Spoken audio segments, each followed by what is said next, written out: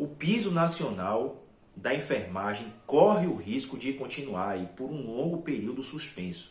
Mas por que isso, Davi? Não sou eu que estou falando. Observe aí o vídeo que eu vou publicar agora, falando sobre a fala da ministra Nízia Trindade, que ocorreu na Marcha dos Prefeitos, que está acontecendo lá em Brasília, no período de 27 a 30 de março. E também observe a fala de um cidadão chamado Paulo, que é o presidente da Confederação Nacional dos Municípios.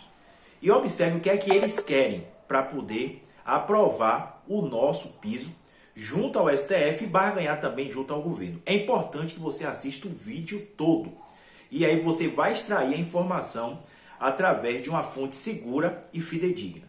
Você ainda não é inscrito no nosso canal, peço que você se inscreva, deixa aqui seu like, deixa aqui seu comentário e logo depois eu vou fazer um vídeo falando e relatando todos os acontecimentos que estão aí por vir e a luta que nós estamos travando para poder conseguir o piso nacional da enfermagem. Acompanhe aí até o final a fala da ministra e também do presidente da CNM, que é a Confederação Nacional dos Municípios. Lembrando, foram eles que entraram junto ao STF pedindo a suspensão da Lei 14.434. Acompanhe.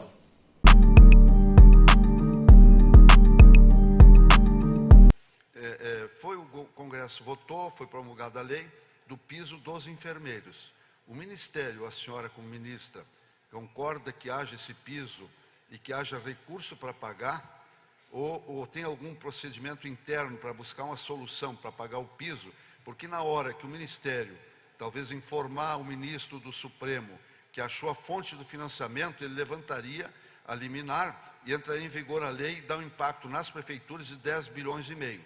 O que nós estamos querendo saber a sua opinião, se possível, lógico que não foi a senhora que criou, mas é uma realidade, e se vão nos apoiar, por exemplo, na emenda 25, que aumenta o fundo de participação em 1,5 para achar a fonte, porque se vier algum procedimento, orientação, que seja lá através de outra forma, que não garanta a perpetuidade do financiamento, vai ser uma briga com os municípios do Brasil, que não tem esse dinheiro para pagar, não estou falando nem das Santas Casas. Então, é uma situação grave, se a senhora pudesse dialogar conosco também, né, achar forma efetiva para o pagamento do piso. Nós estamos dando uma fonte, já está tramitando, se o Ministério apoiaria o governo essa solução, ou se tem outra forma que está sendo encaminhada na questão do piso, porque essa situação é gravíssima para nós e para toda a saúde. E a questão do médico, para encerrar, a senhora dispõe então do tempo, eu sei que é nossa parceira também nessa situação. Com certeza.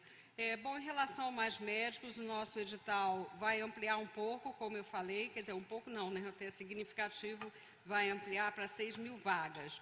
As 10.000 vagas, elas foram também definidas na nossa CIT, né, que é a Comissão Intergestora, para responsabilidade dos municípios, mas isso é fruto de uma demanda dos próprios municípios e de uma avaliação desse número de vagas. Ou seja, depende dos municípios, né, esse preenchimento, isso vai ser feito de comum acordo e é uma demanda dos municípios, como eu disse, porque muitas vezes, hoje mesmo eu recebi uma demanda de Ponta Grossa nesse sentido. O município tem o recurso, mas não tem a possibilidade de fazer, porque o que vai ser pago ao médico é maior do que o salário do prefeito. Então, isso é fruto de uma demanda dos próprios municípios, tá? Daí ter sido apresentado dessa forma. Tá? Então, respondendo objetivamente. A outra questão em relação ao piso da enfermagem. Bom, o piso da enfermagem é uma emenda constitucional. O presidente Lula já assumiu o compromisso com a equação, mas sempre pensando na sustentabilidade. O que o Ministério da Saúde está fazendo é com base na emenda constitucional que define um fundo, né, como o senhor mencionou, da onde sairia o recurso, mas também as bases para uma transferência desses recursos de forma coordenada e a partir de uma análise do Ministério da Saúde, mas como uma ação interministerial. Isso significa atender ao setor público, atender ao setor filantrópico, responsável por pelo menos 60% das SUS, e também ao setor privado com essa característica. Então, o que for 60% SUS. Então, a solução que vai ser buscada é uma equação para redistribuição de recursos, que naturalmente, pelo nosso sistema SUS, é feito através da União e dos municípios, e dos entes da federação.